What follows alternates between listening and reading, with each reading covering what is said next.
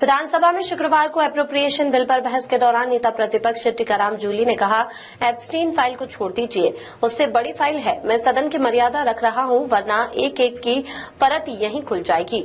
आप भले ही आदमी हैं, सच्चाई का साथ देना चाहते हैं तो इस पूरे प्रकरण की जांच करवाइए।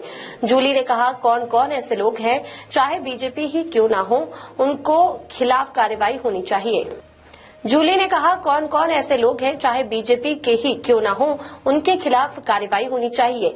क्या बीजेपी के लोगों का यही कृत्य रह गया है? मैं इसको बहुत गंभीर मानता हूं। ऐसे व्यक्तियों को सख्त सजा दिलानी चाहिए। उदयपुर मामले में कार्रवाई क्यों नहीं हो रही? पीड़िता और आरोपी दोनों भाजपा के हैं।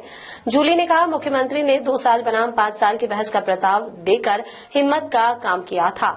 आपकी हिम्मत की दाद देनी पड़ेगी। मुख्यमंत्री जी, आप तो पूरे राजस्थान के मुख्यमंत्री हो, आपको तैयारी करके आना पड़ेगा क्या? आपने 2 साल बनाम 5 साल बहस के लिए खुद प्रस्ताव दिया था, इसके बाद मुकर क्यों गए? जूली ने शायराना अंदाज में कहा, भाजपा की सरकार ने भट्टा बैठा दिया, मिटानी थी गरीबी, गरीबों को मिटा दिया। जूली ने सीएम से कहा, मोदी की गारंटी का तो आपने कबाड़ा कर दिया। पीएम नरेंद्र मोदी ने कहा था कि मोदी मतलब गारंटी है। मोदी ने ही कहा था कि किसी जनहित की कांग्रेस की स्कीम को बंद नहीं किया जाएगा। मोदी का गुब्बारा या तो ट्रंप ने फोड़ा या फिर आपने फोड़ा है।